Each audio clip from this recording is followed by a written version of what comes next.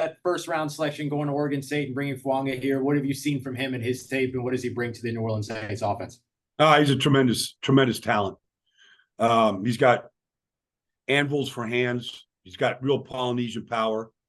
His feet are in the ground. It's hard to push him around.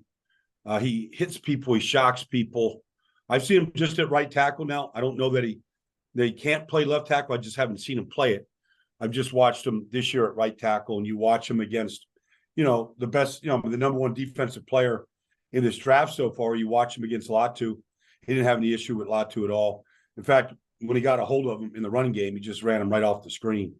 But he's a very, very talented player. And I had him, it depends. I thought Joe Alt was the best technician in this draft, and he started for 3 years, and he was at left tackle, and he was heavily recruited. I knew his dad, so I was a little favored towards him. But I think Fuaga, I think he's got more power than Joe. He might have as much power as J.C. Latham. So he's got real power in the run game. But, when you're just looking at protection and ability just to dance and slide and kick and be consistent, he's up there with the best in this entire draft. And it's been a very good offensive tackle draft. Right. Can you speak to some of the kind of like nastiness traits that people talk about with him and kind of playing through the whistle with him? Well, he's a hunter. So, you get him on the backside of these outside zones going the other direction. He's just looking to knock people down. You get him downfield, he's knocking people down. He's a finisher. And so I don't know if he hears a whistle, but he's looking to put people down. He's looking, if this was wrestling, he's looking for 2-point takedowns. So, it's not every play, and he's not trying to do anything dirty or anything like that. But if he can finish a play, he finishes a play. So, it shows up. He's not what Quentin Nelson was coming out of Notre Dame, or what Quentin was like the first 2 years in the league when he was doing that every Sunday. But it's enough to know that, you can see his power, when he starts bending guys backwards and knocking people over the pile. He's got real power, whether he's shocking you with his hands or he's just driving you with his legs. There's talk about like the outside zone fit there with what with Kubiak coming over from the San Francisco offense and kind of what the Saints meant. Look, Klint's offense is it is a symphony, and when it all goes together, it's almost unstoppable. I saw it when his dad was in Baltimore. We've seen it throughout the league. We saw it in Houston. John Benton's the offensive line coach now. He ran that scheme in San Francisco. It's a really effective scheme, but you've got to be able to, you got to get your head to the outside. You got to get these guys moving. It starts right at the point of attack, whether it's inside zone, outside zone, wide zone. You got to be able to move. So I don't know what he ran, 5.140. He moves. Whatever it is, like his first step quickness is right where it needs to be. If he's got to cut off a 3 technique on the backside, I don't think he's going to have a problem digging guys out and be able to run with guys like that. If he's got to get to the second level, on the backside of these zones, like I think he has no problem get to the backside. If he's got to run that defensive end and take him wherever he wants to go, the one thing about Fuaga, you don't see him on the ground. He stays on his feet. He's a good athlete. He's got good balance. There's a lot of guys that have power. There's a lot of guys that weigh a lot. There's a lot of guys that have a good base, but not everybody has great balance. And so I think, one of his good traits is he's got really good balance. And so, if you're running outside zone and somebody's coming through your inside shoulder and they're going to try and knock you and spin you like a top, you don't see that. You don't see people doing that to him. Brian, that word symphony you used to describe Klint's offense. What do you mean by that?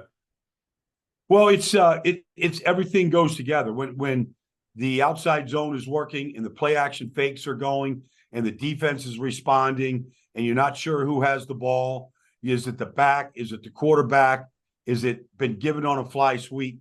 It is very, very tough on a defense, especially the linebackers or anybody playing at the second level where they're trying to figure out, because they're taught slow till you know. And so if they're not sure on that mesh, if it's going to the back, we want it to look all the same. We want to hit our spots, as an offensive line, or is it being pulled on a bootleg or some other type of play action? I mean, it's difficult to know, but when it's working, you're going to get big, huge chunks, and you're going to get big play action passes down the field. Brian, do you have any thoughts on either Eric McCoy or Cesar Ruiz being suited for that system? Well, I'm biased. I know Cesar really well. We work out together over at the barn, Lane Johnson's house in South Jersey. So there's a big group of us. Cesar's really smart. I think his best position really is center. When McCoy got hurt, he went in and played center. He wasn't given that luxury when he got drafted. They threw him in at guard, but he could run. He had the fracture in his foot, that he had to come back from last year. Looks like he came all the way back just fine. But no, Cesar can run. He can move well. And McCoy's been, outside of the 1 year, he's been really, really durable. So I think both those guys will be fine inside for what they want to do. Just similarly with getting this new offense here in New Orleans, how do you think it could benefit a guy like Trevor Penning as well? Well, I think Trevor, he came in, he got hurt. I know Doug really liked him. And I know he worked really hard with him. It just didn't work out. He just couldn't stay in front of his man. He just didn't have good balance. I think this can help him. I think this style can help him. Now, the play action, the run action, some of the stuff can help him. But when it's 3rd and 13, it's 3rd and 13. There's no play action pass for that. There's no symphony for 3rd and 13. You got to be able to stand up, and you got to be able to stay between your man and the quarterback. And you got to be able to drop an anchor and stop these power rushers. So he's got a long way to go. He has not been good. He has not been consistent. He's got to really work at it. Everybody drops an anchor differently. Some guys do it standing straight up. Some guys got to really get their knees bent, and they got to widen their feet a little bit to get a base. But if they're going to play that position, they got to handle power.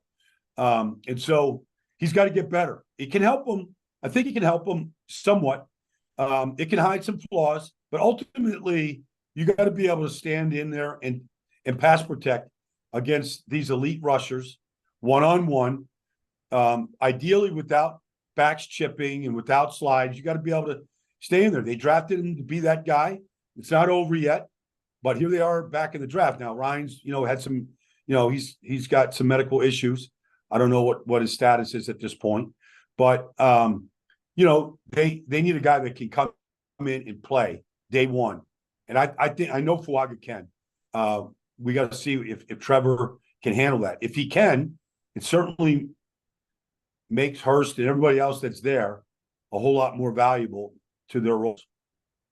Brian, one of the things on Fuaga and the evaluation process, they talk about his arm length. Kind of just expound on that. Is that really a big deal, and are people just making it a big deal? Well, I think he's in the 33 inches. I think he's 33 and a half inches. Ideally, offensive tackles, you like them to be, 34 to 35. When they get to 36, they're in the freakazoid range. DeJuan Jones last year had 37-inch arms, and Amarius Mims had really long arms. It doesn't guarantee anything. They said this about, Deion Dawkins, who's been starting at Buffalo now for the last 5 or 6 years, whatever it is now. They can't get him out of there. It can be, it doesn't kill you at all, because of how his feet are and how strong he is and how powerful he is. But it is a measurable that is real. Arm length does make a difference.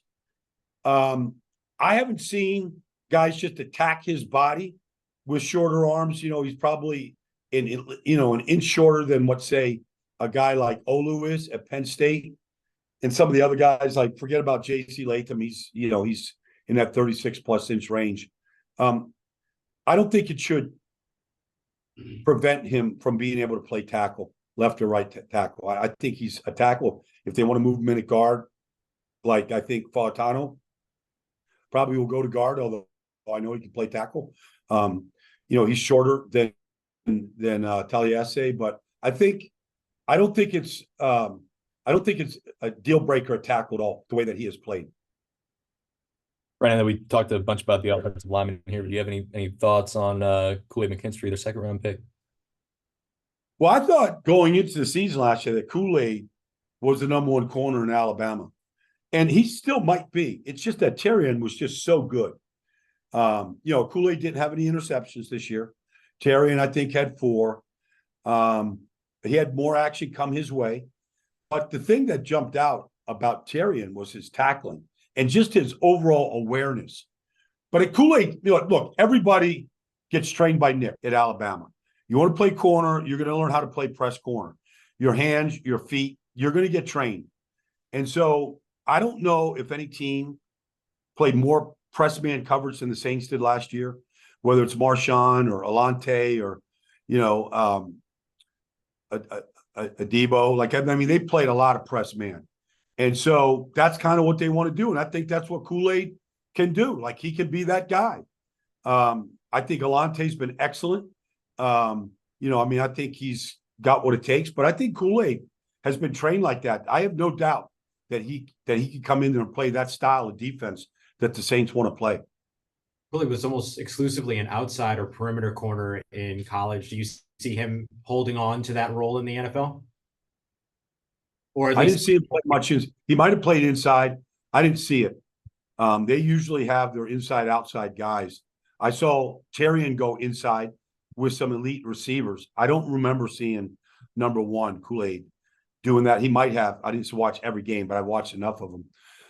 It looks like he's an outside guy. He's 6'1" and change. But, look, I think you just, you get a young guy like that, you cross-train to see if they can handle it. Everybody needs a guy that can play inside against these, elite slot receivers and how they're moving receivers around. So I think you got to cross-train him and see how he handles it. I don't have much problem with him going inside against some of these shorter, quicker guys that are in there. You just worry about, can he handle the physicalness, just the blocking, the run, defeating guys in the run game, getting off blocks and making tackles, obviously you've had some elite guys that, could do that. Malcolm Jenkins comes to mind. You had some elite guys that could play inside like that over the years. Chauncey Gardner-Johnson could play inside, could play that role really good. I don't know if Kool-Aid can or can't. I just haven't seen him do it. Do you feel that you'd be confident in him, though, on the outside? Yeah. Yeah. No, I have a lot of confidence in Kool-Aid. I think he probably got taken. Probably, I think he probably held out that he could be a first-round pick. But, where he got taken with you, I think it's a good place to go. I think it plays to his strengths. And I don't have any question that he can play outside, at the NFL level, and the style of play that the Saints like. He should probably line up, in practice right behind Marshawn and see how it's done.